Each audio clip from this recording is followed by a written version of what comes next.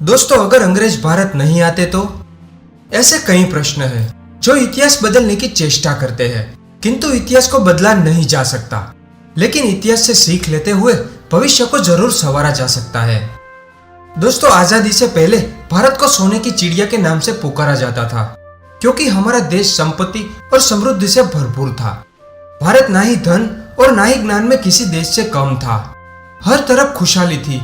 लोगों के पास फसल, कारोबार आदि के इतने साधन थे कि किसी देशवासी को देश के बाहर जाकर व्यापार करने की जरूरत नहीं पड़ती थी। भारत के पास कोहिनूर हीरा से लेकर अन्य कई बेशकीमती रत्न थे। भारत की इसी समृद्धि को देखकर अंग्रेज लोग भारत के साथ व्यापार करने के लिए आकर्षित हुए। अंग्रेज सरकार ने व्यापार के बहाने भारत की भोली भाली जनता से आर्थिक लूटपाट करना शुरू कर दिया, जिससे भारत आर्थिक रूप से कमजोर हो गया। अगर इतिहास को खोलकर देखें तो भारत पर ब्रिटिश शासन के दौरान बहुत से आर्थिक और सामाजिक बदलाव आए, जिस वजह से भारत की तस्वीर ही बदल गई। भारत का हर नागरिक इस बात को जरूर मानता है कि यदि ब्रिटिश शासन भारत में ना होता तो शायद आज भारत की तस्वीर कुछ अलग ही होती। लेकिन कुछ लोग ऐसे भी हैं जो यह मानते हैं कि यदि ब्रिटिश शासन भारत में ना होता तो कुछ जरूरी चीजें जैसे कि रेलगाड़ी और शिक्षा का प्रचार आदि भारत में नहीं होता, या फिर इस मामले में कई अन्य देशों की तरफ भारत बहुत पीछे होता।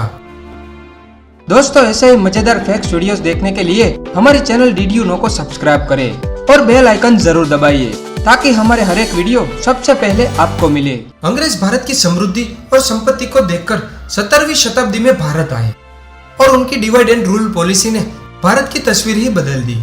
उन्होंने व्यापार की बजाय भारत पर शासन करने की सोची और अपनी इस सोच को अंग्रेजों ने सफल करके लगभग भारत पर 200 से अधिक सालों तक राज किया। इसकी शुरुआत के लिए उन्होंने सबसे पहले छोटे छोटे राज्यों को अपने अधीन किया और फिर इसी तरह बढ़ते बढ़ते बड़े राज्यों को अपने अधीन करने लगे। अंग्रेज सरकार ने भारत की कृषि व्यवस्था को कमजोर बनाने के लिए उन्होंने भारतीय किसानों को परंपरागत फसलों की बजाय कपास और तंबाकू का रोपण करने के लिए आदेश दे दिए। भारतीय किसानों की फसल करने की तकनीकों का इस्तेमाल करके अच्छी मात्रा में फसल उगवाकर अंग्रेज इंटरनेशनल मार्केट में ज्यादा से ज्यादा मुनाफा कमाना चाहते थे। अगर इसके बदले किसानों को भी अच्छा मुनाफा मिलता तब तो ठीक था, लेकिन उन्होंने ऐसा नहीं किया। किसानों का हक भी छीन लिया और पशुओं की तरह काम करवाया। लेकिन इसका फायदा आजादी के बाद कृषि क्षेत्र में देखने को मिला। यदि अंग्रेज ना होते तो शायद हमारी कृषि तकनीक इतनी अच्छी ना होती। अब देखते हैं ब्रिटिश शासन के दौरान कपड़ा व्यापार में भारत पर कैसा असर हुआ।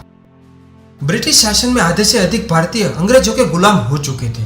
इसी बात का फायदा उठाते हुए अंग्रेजों ने अपनी नीति अपनानी शुरू कर दी। उन्होंने कपड़ा बनवाने के लिए भारत से कच्चे माल सस्ते दामों में खरीदना शुरू किया।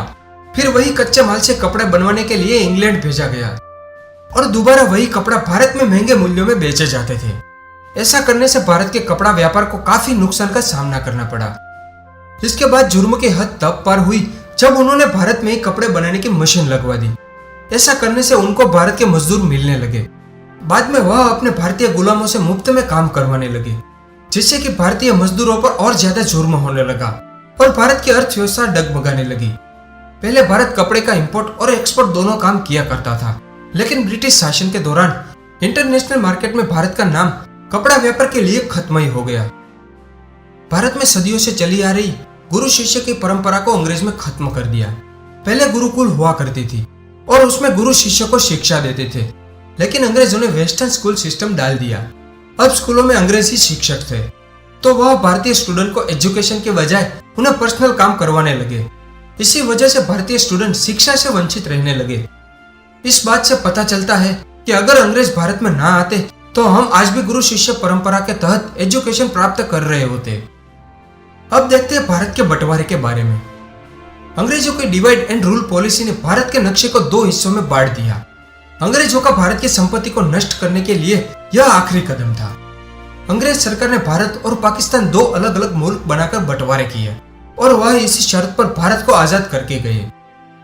अगर अंग्रेज ने कभी भारत पर शासन नहीं किया होता तो भारत अखंड भारत के लक्ष्य को हासिल कर लेता और सदियों से पहले होते विकास के चलते एक बेहतर आर्थिक और सैन्य महाशक्ति के रूप में विकसित होता और विभाजित भारत के रूप में सोचते तो शायद भारत का हर राज्य धर्म और भाषा के आधार पर लड़ाई लड़ता और भारत के राजनीतिक उपमहाद्वीप को तोड़कर अपना अलग अलग देश बनाता। ब्रिटिश शासन आने से पहले भारत छोटे छोटे राज्यों में बटा हुआ था। लेकिन अंग्रेजों ने भारत आकर इन छोटे छोटे राज्यों को एक साथ करके पहली बार डेमोक्रेटिक चुनाव करवाए और भारत में डेमोक्रेसी की शुरुआत करवाई।